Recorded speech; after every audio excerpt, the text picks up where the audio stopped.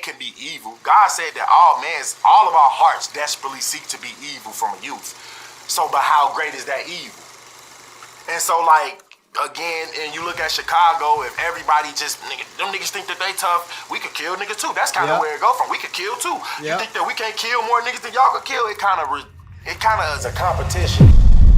And the fact of the matter is, Chicago's 051 Melly had snatched so many souls that one really starts to believe that he looked at the business in the streets as a competition. In the annals of Chicago's gritty streets, he was recognized by many as 051 Melly, but within the shadowy circles of his underground life, he bore a far more ominous moniker, the Grave Digger. Born Yarmel Williams, Melly comes from the heart of the Windy City. Before this enigmatic figure met a tragic end, he caused havoc and chaos to anyone who had the courage to stand in his way. In the tapestry of his life, he was not always the feared figure he came to be known as. Many contended that this transformation into the menacing presence he ultimately became was a result of his surroundings and the company he kept. Born on November 19, 1991, amidst the rugged terrain of Chicago's South Side, Melly's childhood was shared with two siblings, Ken J and Wu. While he held the position of elder brother, it's worth noting that he and Wu shared a mother, Angie B, but had different fathers. In Yarmel Williams' absence, Melly's life was profoundly influenced by Wu's father, Jerome Golden, a notable member of the Black Disciples, who would later be incarcerated for his involvement in 4 murders. That's his brother dad. That's crazy. And armed robberies. The pivotal point in Melly's life may well have been the loss of his mother at the age of 40 due to cancer. Following this, he found himself in a state of constant relocation under the care of his stepfather, marking a potential turning point in his trajectory. That's crazy. Among the other individuals who may have contributed to the negative influences in his life were his cousins TYMB Courtney and TYMB Court, both affiliated with the Black Disciples, and allegedly tied to the demise of a 15-year-old rapper and GD member named Tuka. NLMB were formed by 2 sets that went renegade. First, the Muskegon Boys. They were a gangster disciple set over on Muskegon in 78. His uncle, a sibling of Golden, was known as G-Slim, a member of the Never Leave My Brothers gang, or NLMB. Melly's upbringing in Randolph Towers, also known as the Calumet Buildings, transitioned into life at 59th and Calumet, following the tower's demolition. Unfortunately, this area fell under the jurisdiction of the 600 gang. Melly's connection to the 051 crew began during this time at DeSable High School, where he forged friendships with individuals. DeSable. Hey, he messed up a few words on the Calumet Building. He said DeSable.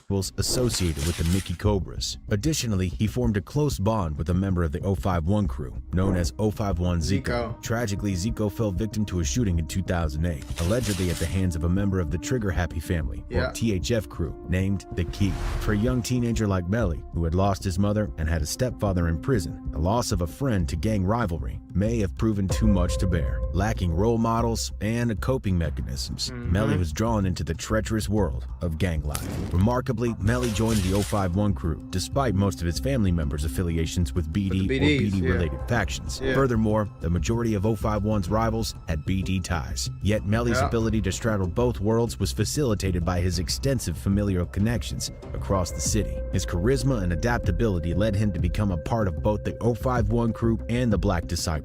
051 Young Money, the faction Melly joined, stood as one of the most influential gangs on Chicago's South Side, notorious for its ruthless enforcers and control over territory far exceeding the norm. Many gangs claimed dominion over roughly 2 square miles. 051 Young Money extended its reach across more than 3 square miles of territory. The core of their territory spanned from King Drive to Woodlawn Avenue, stretching between 53rd and 48th Streets. This domain also encompassed areas. Hey, this is where I lived at, really. This is right across the street. Like, I lived 1 block on this next corner right here. That's crazy. But yeah, they go from Woodlawn to about King Drive. Stretching between 53rd and 48th Streets. This domain 53rd to 48th. Ish. Around there.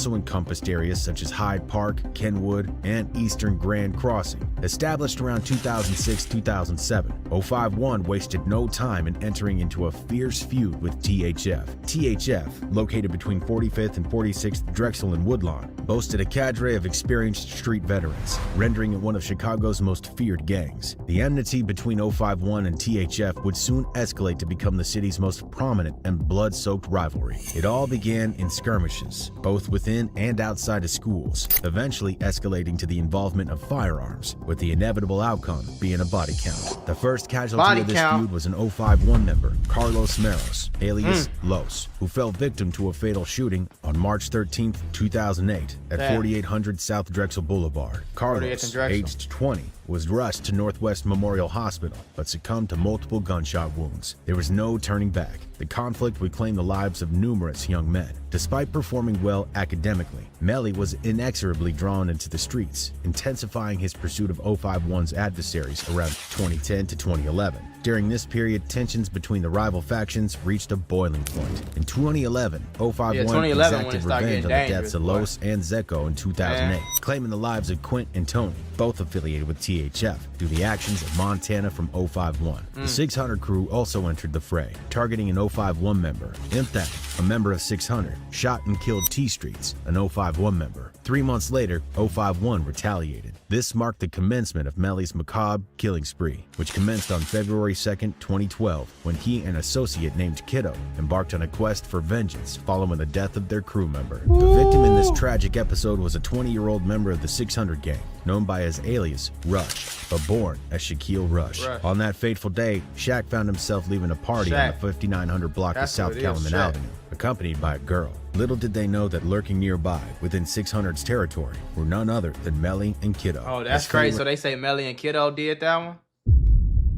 Did that to Shaq? Have it, Shaq ventured into an alley. Damn. It was in this venerable moment that Melly and his partner seized the opportunity, ambushing Shaq and firing multiple rounds at him. The young girl accompanying Shaq was also caught in the crossfire, suffering a graze from one of the bullets. Tragically, Shaq succumbed to his injuries on the spot, having sustained multiple gunshot wounds to his body and head. Fortunately, the girl quickly rushed to Northwestern Memorial Hospital for medical attention. The sorrow surrounding Shaq's death was compounded by the fact that his father, Luther Rush, had met a similar fate in 1998, falling victim to a gang-related shooting. Speaking to reporters in the aftermath of her son's murder, Shaq's mom shared poignant memories of her lost child. He was a very outgoing person, very spirited, his mother said. He always had a smile on his face. He was never mad, and he always made people laugh. It wasn't the first time that violence struck Dorothy Rush's family. Her husband, Luther Rush, was also shot dead in 1998, and her other children talk about their slain brother constantly. We were a real close-knit family, Dorothy Rush said. She described Shaquille as a young man who cherished spending time with his siblings and had a passion for music, often dedicating his time to writing lyrics and crafting beats on his computer. He was known for his outgoing and spirited personality,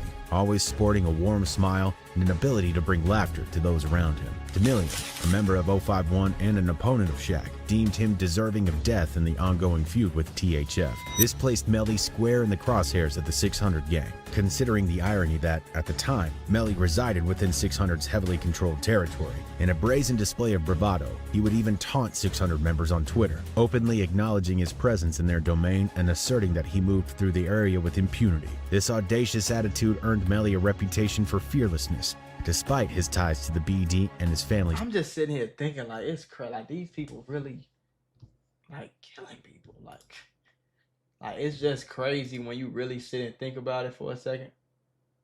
Like, people really losing their life, bro.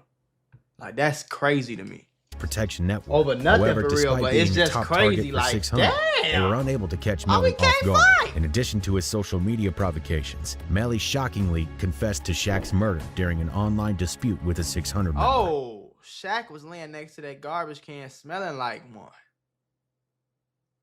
Is this Kiddo?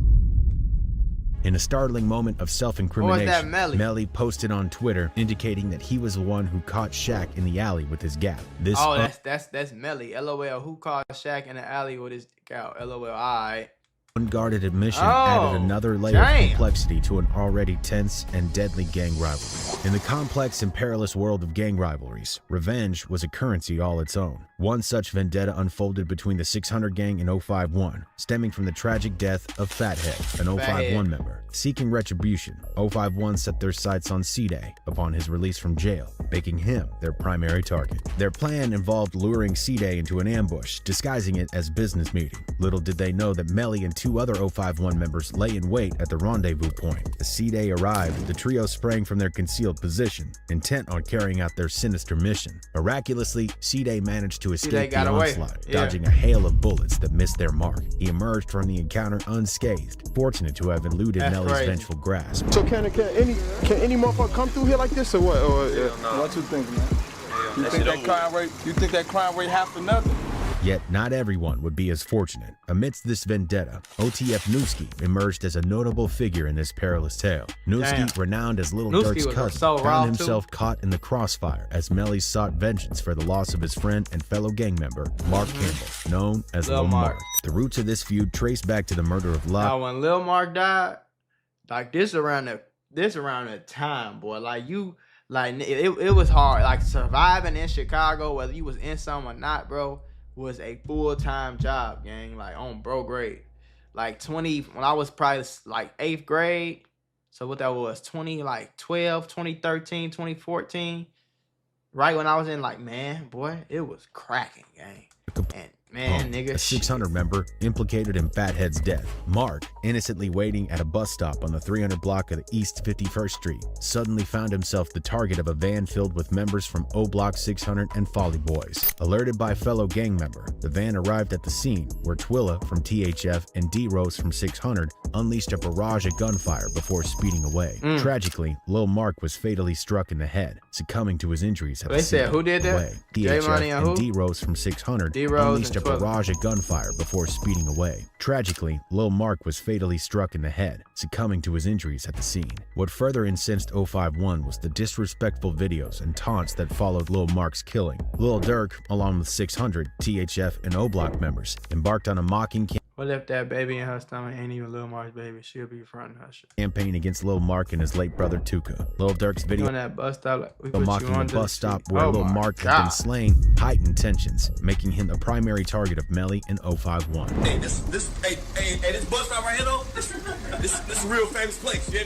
This is a real famous place, B. Hey, this bus stop, that's a real famous place, B. I ain't gonna lie. Despite their desire for retribution, 051 faced a significant obstacle in targeting Lil Durk. The rapper's fame would draw unwanted attention, and his limited presence in Chicago meant that he was rarely exposed outside. Consequently, 051 shifted their strategy, opting to target those closest to Durk. Their first victim was OTF Newski, Lil Durk's cousin. 2 months after Lil Mark's murder, 051 achieved their first act of vengeance, while Lil Durk, you know what they say though? A lot of people say like Newski used to be outside type shit, so catching him wasn't really that hard. Like he was still moving around like he was just another nigga in the hood. He wasn't really moving like he was low-key a famous rap. Like you was a famous rapper, bro. Like I remember when he first started rapping and going crazy. Like at this time, if you blew up in Chicago, you blew up in the whole country, gang. Bro, this was a time where nigga, shit, I should have started rapping, honestly. You know what I'm saying? Like all type of the dance music, all that type of music, gang. If you was in Chicago, bro, you made a song on the 700 block of East 87th Street. Melly and Driller seized the opportunity. They approached the car from both sides and opened fire, leaving Newski with multiple gunshot wounds. Newski managed to start the car and drive away, but crashed a short distance later. The shooters fled the scene, leaving Newski dead in the car. This assassination struck a personal chord with Lil Durk, who was devastated upon discovering his cousin's lifeless body, drenched in blood. The cycle of revenge continued, with 051 next to targeting OTF Chino, who managed Lil Durk and was affiliated with THF. I remember when Chino died This too, is man. where OTF Chino got shot and killed at when he was going to get something to eat after the studio. And this is also where... You ever had one of them days where everything seems to go wrong? I mean, you're just trying to grab a cup of coffee and BAM! You're tangled in a pile of boxes because the shelf was broken. And just like that, I realized sometimes accidents at work are more than just funny stories. They can actually change everything. Trying to handle a workplace injury on your own? It's like trying to fix the broken shelf yourself. More chaos, more headaches, and it's no guarantee that you'll get what you deserve. You got paperwork, insurance calls, and someone always telling you to wait. It's enough to make you wish you had a secret weapon. But here's the thing, there's a team of people that fights for people just like you. For over 35 years, Morgan & Morgan, America's largest injury law firm, has been winning cases when everybody else said it couldn't be done. In Florida, someone got $12 million after a work accident, even though the insurance was ready to offer just $350,000. In Pennsylvania, a worker was awarded $26 million, which was 40 times the initial offer. These are not just numbers. They're real victories for real people, all thanks to the team that fights hard for justice. More than 1,000 attorneys across all 50 states, like a legal squad ready to jump into action. Yeah. They've recovered over $25 billion for clients. And they have a long history of helping workers get what they're owed. Because when you're injured at work, you shouldn't have to go at it alone. You can just click the link below or the QR code that's on your screen. No endless waits or confusing forms. Just a quick way to start protecting your rights today. So if you had an accident on the job, do not risk doing it alone. You can check out Morgan & Morgan, because even in the toughest workplace accidents, a strong team makes all the difference. And trust me, there's a reason why they're America's largest injury law firm. It's because they fight for the people just like you. Boo Boo Crump came to get a Chino burger and threw it in the trash, and everybody was looking at him crazy. So we What that said though, Stony sub? Real quick. On March 27, 2015, Chino was sitting in a car in the 8400 block of South Stony Island Avenue. Unaware that he had 15, Chino was sitting in a car in the 8400 block. Oh, 84th and Stony, okay. I know where he's at. South Stony Island Avenue, unaware that he had been spotted by an 051 member. Melly, driven by personal vendetta. But Stony Island, for everybody that don't know, Stony Island, one of them streets where it's like, it's a main street. So it ain't really like, it's gangs over there, of course, but everybody go down Stony for something. You see what I'm saying? And fired multiple shots, one of which struck Chino in the head. Chino Even was rushed to to Advocate Trinity Hospital in the Calumet Heights neighborhood and was declared dead upon arrival. Wait, he was killed at his house? No, that's what I was thinking. But he had went to a restaurant. I mean, do you know if the people were arrested who were charged with it? Wasn't nobody charged. Nobody was charged. Damn. That's every day in Chicago. Anything happen, 9 times out of 10, you ain't gonna find out who did it. No. 051, determined to mirror the disrespectful actions that had followed Lil Mark's murder, unleashed a barrage of messages and tweets mocking Chino's death. Melly's relentless pursuit of vengeance began to affect Lil Durk deeply, with the rapper now hell-bent on seeking revenge. In response, Lil Durk sang about his desire for the man responsible for his cousin's death to meet a slow demise. Melly, however, remained undeterred and continued his violent streak. 15-year-old THF Raheem was tasked with eliminating the cycle of violence that had gripped their lives. This shit give me like a spooky feeling in my stomach, gang. Just knowing that people dying. Like, man, am I the only one that feel like that, chat? Don't be like, don't leave me hanging out here like that. I need some thing or something to make myself feel better. The unforgiving battleground of gang rivalries, the gravedigger resumed his quest for vengeance. This time he found himself in the 8800 block of South Marshfield Avenue, where he spotted one of the Folly Boys linked to Bankroll Q's demise, Delvin Weston, also known as Lil Del. With calculated precision, Melly approached his adversary and unleashed a hail of gunfire upon him, striking Lil Del multiple times in the chest. Remarkably, the 18-year-old victim summoned the strength to transport himself to Advocate Medical Center. However, this resilience proved insufficient, as he was eventually pronounced dead at the hospital. Got himself dead. Unlike his approach to Lil Durk, Melly's strategy now involved targeting individuals directly implicated in the fatal shootings of his fellow gang members. Rather than lying low for a period of recuperation, Melly, true to his ominous reputation, wasted no time. Just 3 days following the killing of Lil Del, he set his sights on THF once again. This time, Trayvon Dickerson became the focal point of his relentless pursuit. Melly, accompanied by two fellow 051 members, spotted Trayvon in the 6800 block of South Cornell Avenue. Without hesitation, they unleashed a barrage of gunfire, striking Trayvon multiple times in the face and abdomen, leading to his immediate demise. It was suggested that Melly had possibly tracked Trayvon from his residence, given their close proximity to each other, making the task of locating and eliminating him relatively straightforward. At this point in time, Melly had inflicted considerable damage upon THF, far surpassing the customary levels seen in gang rivalries. Ordinarily, one would neutralize a few members from the same faction, but Melly had claimed a significantly higher number of lives. As a result, THF was growing increasingly determined to eliminate him without delay. They had to. It's like they had to get rid of Melly. That's why if they first chance they had, bro, they did what they felt like they had to do. You know what I'm saying? But they had to get rid of Melly because, man, shit, everybody's life was at risk. Every day this nigga woke up. No cap. Elusiveness and cunning had, until now, allowed him to slip through their grasp. However, the tables would soon turn, for Melly's adversaries were not about to relent. Raheem, the young THF member who had been involved in a previous confrontation with Melly, was now a free man, having been released from jail. Raheem was the stepson of Bezu, who had lost his stepson in the ongoing vendetta and now sought retribution. Bezu joined the growing list of individuals intent on capturing Melly, all of whom harbored an unyielding desire for vengeance. What? You got on, man? Oh, that's foolish. That's crazy.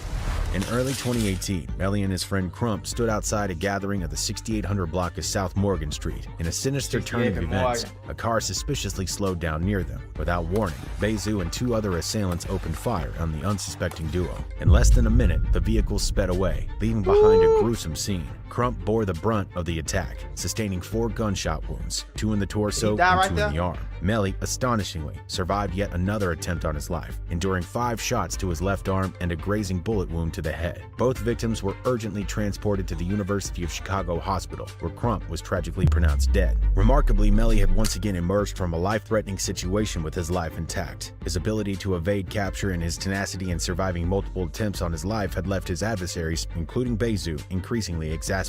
Despite their concerted efforts to eliminate him, Melly had proven to be a formidable and elusive foe, frustrating those who sought to bring him to justice. The streets were abuzz with rumor that Lil Durk had placed a bounty on Melly's head, adding yet another layer of I wouldn't be surprised, gang.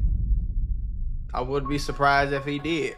Motivation for individuals like Bezu to attempt Melly's elimination. It ain't all about goals and plans. Like, you gotta know what's your purpose of living to do. He did this, or he the one who did that, or he the one who did that. Because this whole little war is like on the outskirts of where I live. I'm on 53rd and Hyde Park. They on 51st and Drexel. You got 46 right there on 46 and goddamn it Woodlawn. My grandmama lived on 47th off 45th off Vincennes. You know what I'm saying? So all this shit was like around. I knew of these people. Like but like everybody around me, somebody around me who knew this person, whatever. So at this time, but I went to school with TY. You know what I'm saying? And I had just graduated in 2017. He was 19. I was probably 18 going on 19 or 19 already or whatever. So we had graduated not too long ago. I don't know if he graduated with us, but we graduated. You see what I'm saying?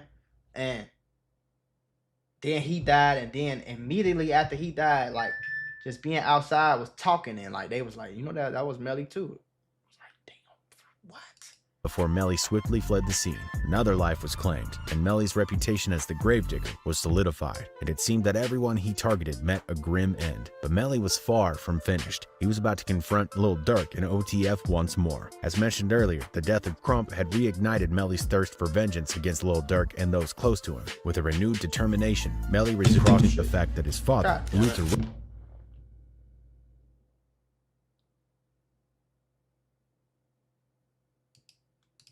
he was about to confront Lil Durk in OTF once more. As mentioned earlier, the death of Crump had reignited Melly's thirst for vengeance against Lil Durk and those close to him. With a renewed determination, Melly resumed his pursuit of Lil Durk, aiming to strike where it hurt most, his family. His targets were Lil Durk's blood brother, Dthang, and even Lil Durk's cousin, Baby D. On one fateful night on the 600 block of East 115th Street in the Pelham neighborhood, Baby D, Dthang, and OTF Fresh sat together in a parked car, completely unaware that they had been trailed from a nightclub they had visited earlier. Melly, accompanied by several accomplices, pulled up alongside them before anyone inside the parked car. They said that was Melly. I thought Melly had passed away at that time, though.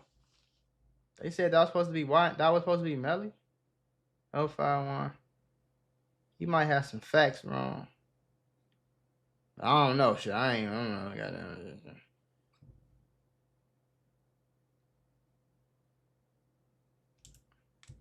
bullets rained down upon him. All 3 occupants of the car were hit and rushed to the University of Chicago Medical Center. OTF Fresh was the luckiest among them, sustaining a bullet wound to his left knee and being quickly discharged from the hospital. However, Dthang had been shot multiple times in the legs and abdomen, entering critical condition upon arrival at the hospital. Miraculously, he survived and was discharged a few days later.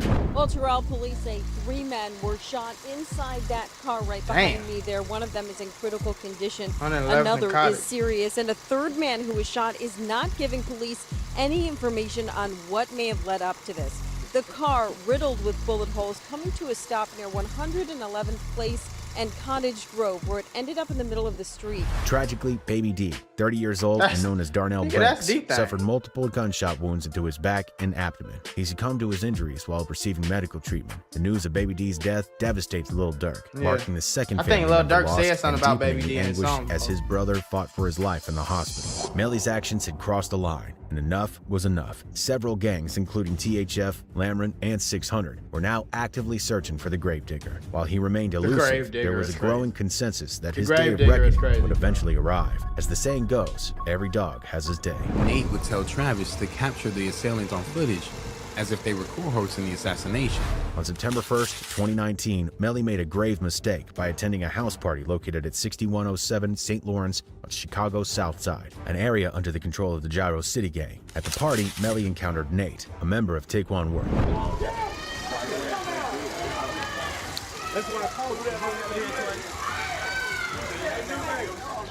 Interestingly, Taekwon World and 051 were not enemies at the time. In fact, just a few weeks earlier, Melly and Nate had been shooting dice together. However, their gambling venture ended in bitter dispute. A few days later, Melly showed up at Nate's residence and opened fire, with Nate's girlfriend and newborn inside the house. The sight of Melly ignited Nate's rage, prompting him to pretend to leave the party, but then abruptly turn around, draw his firearm, and fire in Melly's direction.